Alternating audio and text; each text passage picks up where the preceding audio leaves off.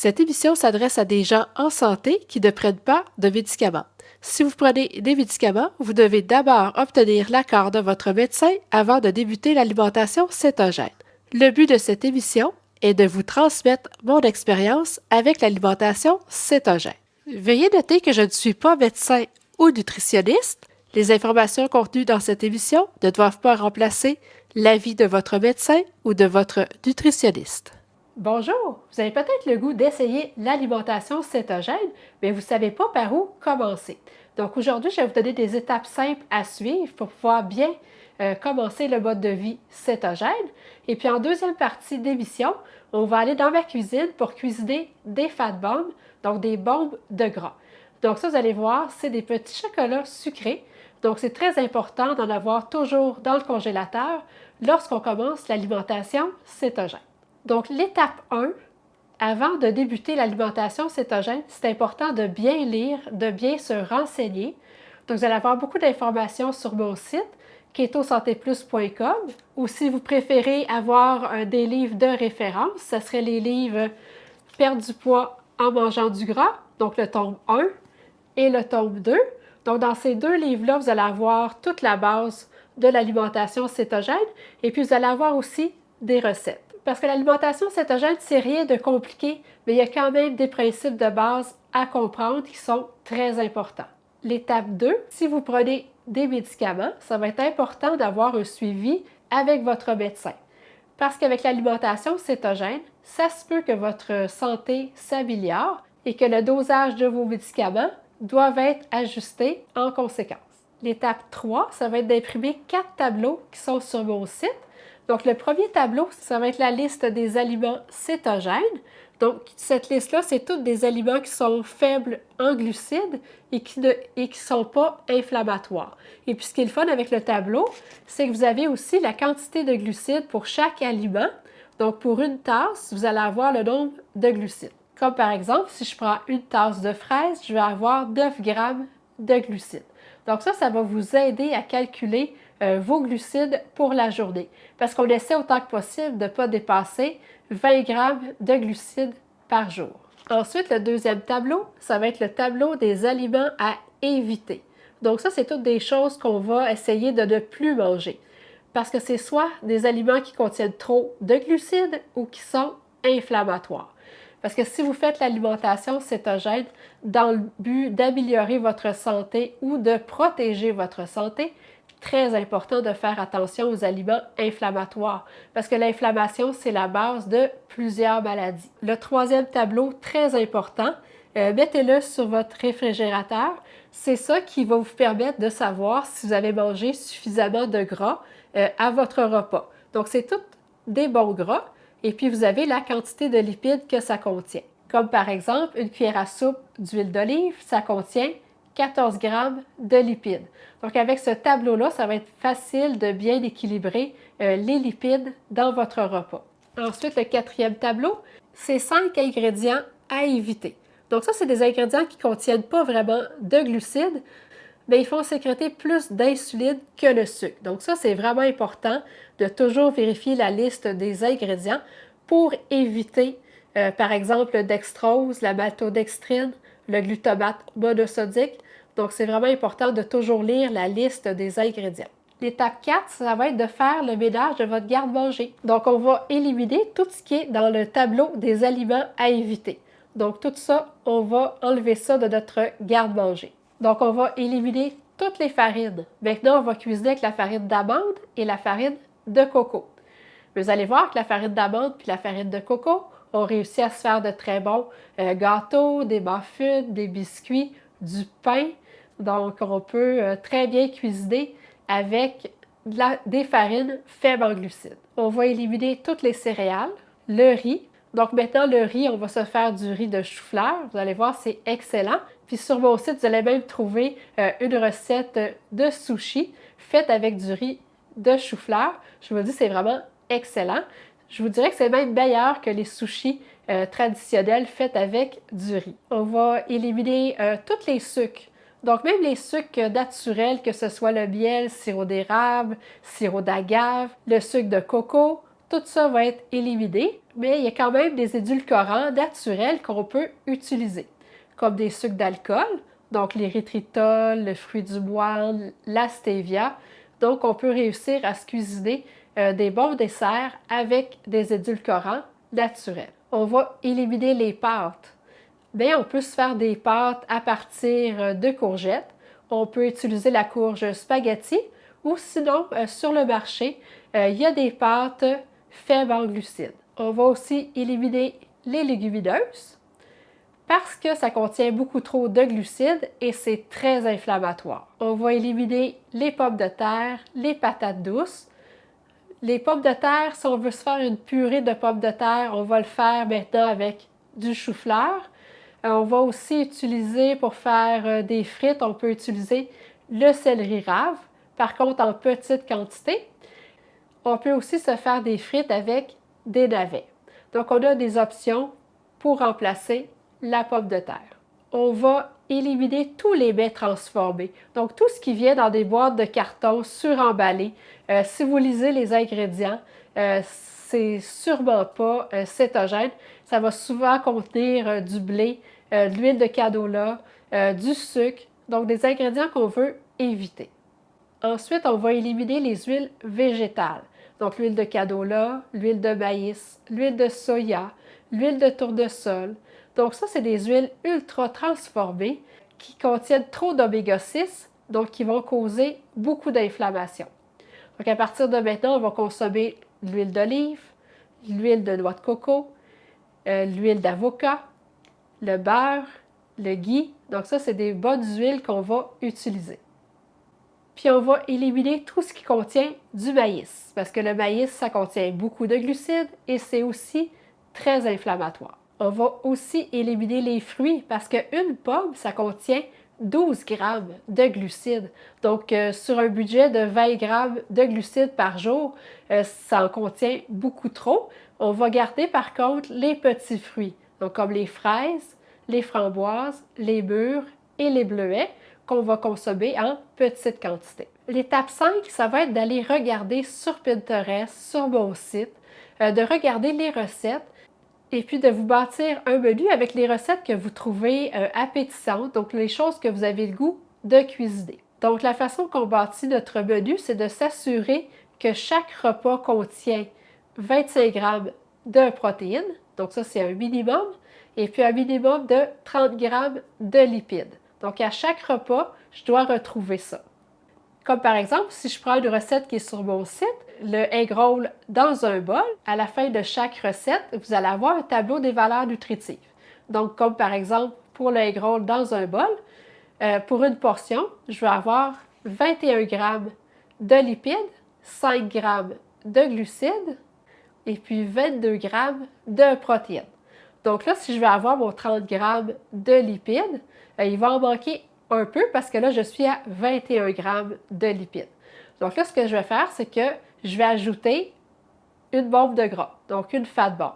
Donc ça va me permettre d'ajouter à mon repas 10 grammes de lipides. Donc là, je vais être à 31 grammes de lipides. Donc c'est parfait, j'ai atteint mon minimum.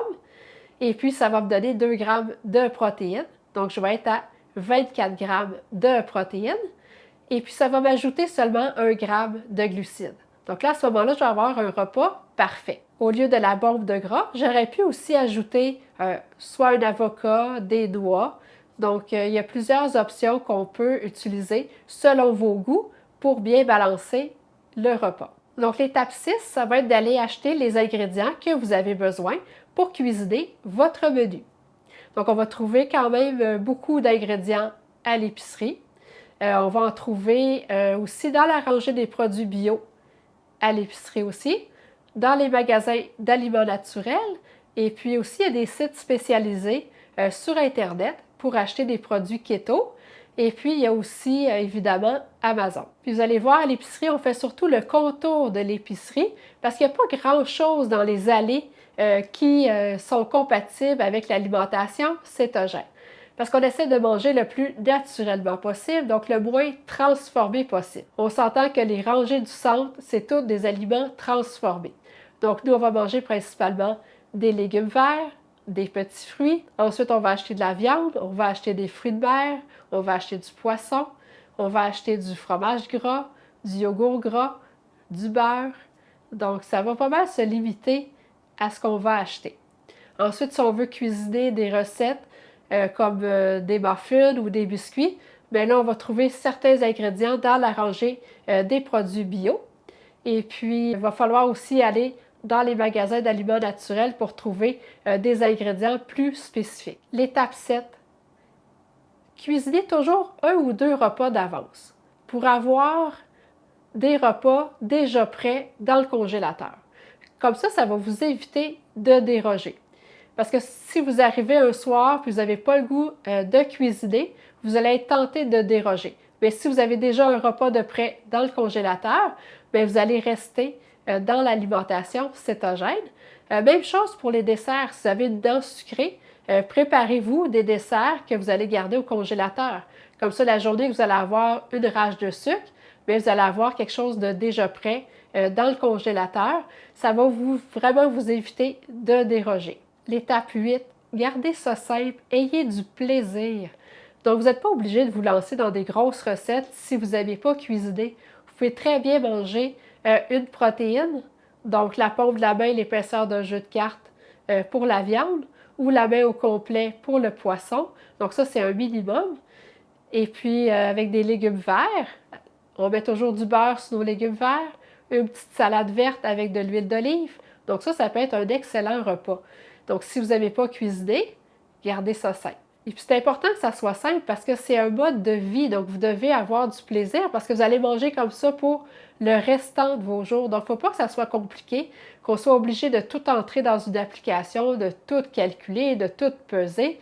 Écoutez votre corps, écoutez votre faim et puis ça va bien aller. La seule chose qu'on doit calculer, c'est nos glucides parce que ça, c'est important de ne pas dépasser notre 20 grammes de glucides par jour si on veut avoir les bienfaits de la cétose. L'étape 9, on mange seulement quand on a faim. Il y a beaucoup de gens qui se forcent à déjeuner parce qu'ils pensent que c'est le repas le plus important de la journée, mais c'est faux. Donc, si vous n'avez pas faim le matin, vous ne mangez pas. Si vous avez faim, vous mangez. Donc, on mange de 2 à 3 repas par jour sans collation. L'étape 10, très important, pour éviter les symptômes désagréables, on doit augmenter notre consommation de sel. Donc, on recommande de 1 à 2 cuillerées de sel par jour pour éviter d'avoir mal à la tête, d'avoir des maux de cœur, d'être étourdi, de se sentir fatigué. Donc, dès que vous avez un symptôme désagréable, allez prendre un verre d'eau avec un quart de cuillerée de sel. C'est important d'étaler le sel tout au long de la journée. Il ne faut pas le prendre tout d'un coup, sinon vous pouvez avoir de la diarrhée. Donc, salez aussi vos aliments. Donc, recommencez à mettre du sel dans vos assiettes. Pourquoi c'est important d'intégrer le sel? C'est qu'avec l'alimentation cétogène, comme on sécrète très peu d'insuline, on va éliminer beaucoup d'eau. Donc, les reins vont arrêter de faire de la rétention d'eau. Donc, en perdant beaucoup de liquide, on perd en même temps notre sodium, donc notre sel, et nos électrolytes. Donc, c'est pour ça que c'est important de rebalancer notre niveau de sel. L'étape 11, soyez patient. Ne focussez pas juste sur la perte de poids. Profitez des bienfaits. Profitez du fait que maintenant, vous avez un appétit beaucoup plus facile à contrôler. On n'a plus de fringales. On ne ressent plus la faim. Donc, on peut passer d'un repas à l'autre sans avoir faim. Profitez du fait que vous avez une belle énergie. Vous avez les idées claires. Vous avez moins de douleur. Donc ça vaut vraiment la peine. Et puis, inquiétez-vous pas, la perte de poids va venir. C'est juste que le corps doit d'abord guérir sa résistance à l'insuline avant de pouvoir perdre du poids. Donc ça, c'est vraiment très différent d'une personne à l'autre. Il y en a qui vont perdre très rapidement, puis il y en a pour qui ça va être plus long. Mais faites confiance au processus, puis vous allez voir, ça va finir par arriver. J'espère que ces étapes simples vont vous aider à adopter le mode de vie cétogène pour pouvoir améliorer votre santé. On se retrouve dans ma cuisine pour cuisiner les fat bombs, donc les bombes de graisse. Bienvenue dans ma cuisine. Aujourd'hui, je vais faire des fat bombs, donc des bombes de gras. Donc ça, les bombes de gras, c'est vraiment la première recette à cuisiner parce que lorsqu'on débute l'alimentation cétogène, c'est vraiment important d'en avoir toujours dans le congélateur parce que c'est ça qui va nous aider à passer à travers les rages de sucre. Parce qu'au début, vous pouvez avoir quelques petites rages de sucre, puis ça, comme c'est des petits chocolats sucrés, très gras, mais c'est parfait pour couper une rage de sucre. Ça va aussi nous servir de petit dessert parce que c'est le fun de compléter un repas avec une petite bouchée sucrée. Donc, on va prendre une fat bomb pour ça. Et puis, ça va aussi servir de collation. Donc, on essaie d'éviter les collations autant que possible, mais ça se peut qu'au début, vous ayez de la misère à ajuster vos repas. Et puis, ça peut arriver que vous ayez faim entre deux repas. Donc, la fat bomb va servir de collation. Et puis, ça va aussi servir à compléter un repas qui n'aurait pas été assez gras. Donc, ça permet d'ajouter du gras à notre repas. Donc, pour faire la recette, j'aurai besoin de beurre d'amande. Donc, le beurre d'amande Kirkland qu'on retrouve au Costco, il est vraiment parfait. Donc, c'est un beurre d'amande fait avec seulement des amandes. Donc, ça ne contient pas de sucre. Donc, il n'y a aucun sucre ajouté. Ensuite, on va avoir besoin d'huile de coco. Vous pouvez aussi prendre l'huile de coco de la marque Kirkland. Et puis, si vous n'avez pas le goût de l'huile de coco, je sais qu'il y a des gens qui n'aiment pas le goût de la noix de coco. À ce moment-là, vous allez trouver dans les magasins d'aliments naturels de l'huile de coco sans saveur. Donc ça pourrait être une option si vous n'avez vraiment pas le goût de la noix de coco. Ensuite, on va avoir besoin de poudre de cacao. Donc, une poudre de cacao pure sans sucre. Ensuite, on va avoir besoin de farine de coco. Donc, n'importe quelle farine de coco, ça va être parfait. De Swerve en poudre. Donc, ça, c'est comme du sucre à glacer. Donc, le Swerve, dans le fond, c'est de l'érythritol, qui est un sucre qui ne contient pas de glucides et puis qui ne stimule pas l'insuline. Donc, ça ne fait pas sécréter d'insuline. C'est important que l'érythritol soit en poudre ou sinon la texture des petits chocolats ne sera pas agréable. Vous allez sentir les petits grains de sucre. Donc, c'est vraiment important que ce soit de la poudre. Donc, si vous n'avez pas de Swerve en poudre, vous pouvez prendre votre érythritol granulé et puis tout simplement utiliser un moulin à café pour le moudre en poudre. Donc, ça va être parfait. Et puis, on va avoir besoin de sel. Donc, dans un chaudron à feu moyen doux, je vais faire fondre une tasse d'huile de coco.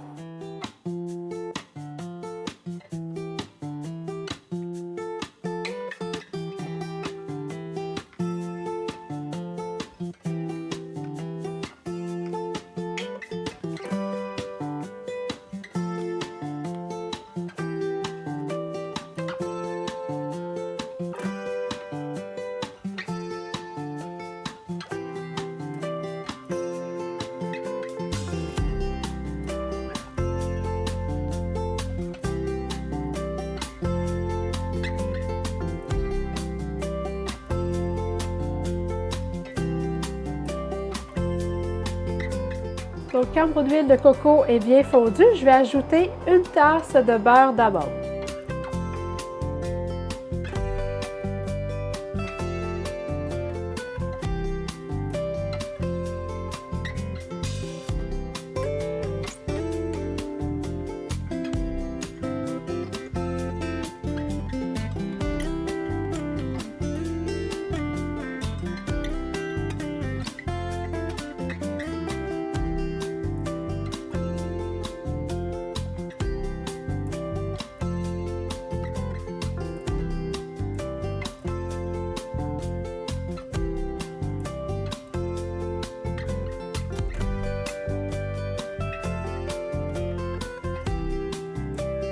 Et puis, je vais bien brasser.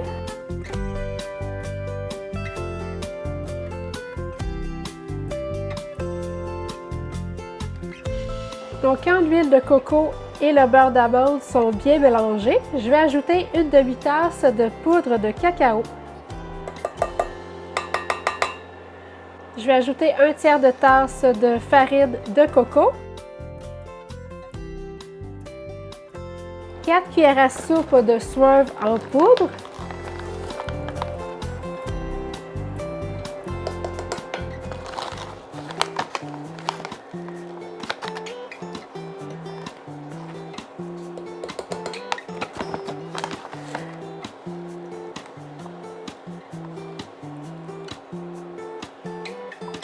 et puis une pincée de sel. Donc, je vais bien brasser. Donc, le Swerve, là, c'est de l'érythritol, qui est une forme de sucre d'alcool qu'on utilise beaucoup en alimentation cétogène parce que c'est un édulcorant qui ne contient pas de glucides et puis qui n'a pas d'impact sur l'insuline. Donc, c'est un édulcorant qui ne nous fera pas sécréter d'insuline.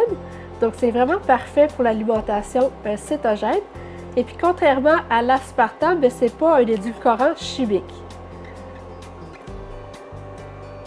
Et puis, vous allez le trouver facilement à l'épicerie dans la rangée des produits bio. Donc, vous allez le retrouver sous forme de sucre en poudre. Vous allez le retrouver sous forme de sucre granulé et puis sous forme de cassonade. Donc, c'est vraiment pratique pour cuisiner. On a vraiment beaucoup d'options.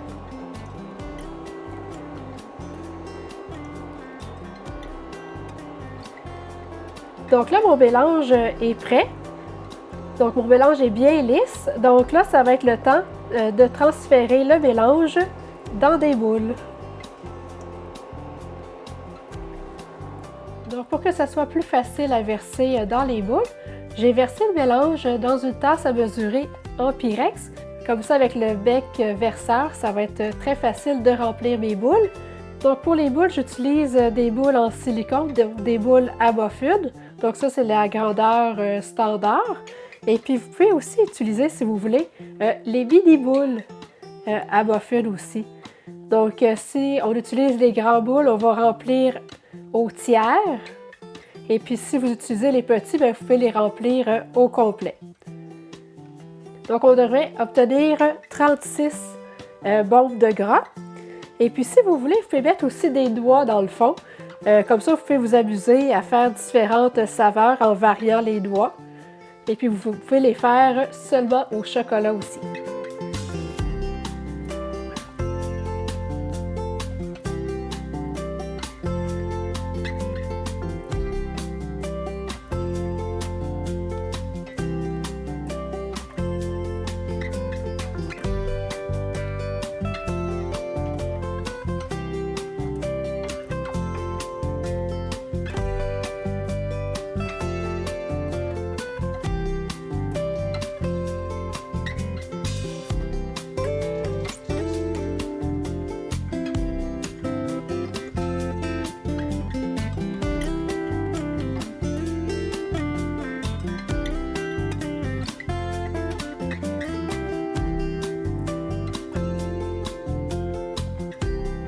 Donc, quand les boules sont tous remplies, il reste juste à mettre ça au congélateur pour les faire figer. Puis ensuite, on va pouvoir les débouler et puis les garder dans un plat hermétique. Mais on va toujours les conserver au congélateur parce que comme ils sont à base d'huile de coco, à température pièce, ils vont fondre. Donc, on les garde au congélateur. Et puis, pas besoin de les faire dégeler, là, on peut les manger directement sortis du congélateur. Donc, voici ce qu'on obtient. Donc, vous pouvez voir, c'est vraiment des beaux petits chocolats bien appétissants. Donc, chaque fat bomb, chaque bombe de gras va contenir 10 g de lipides, 1 g de glucides et puis 2 g de protéines. Donc, comme je vous disais tantôt, on va les mettre dans un plat hermétique et puis on va les conserver au congélateur. Donc, ça se conserve vraiment très longtemps au congélateur. J'espère que les étapes simples de cette émission vont vous aider à adopter le mode de vie cétogène pour ainsi améliorer votre santé. Et puis, n'oubliez pas de cuisiner les bombes de gras. Et puis, on se revoit bientôt. Merci!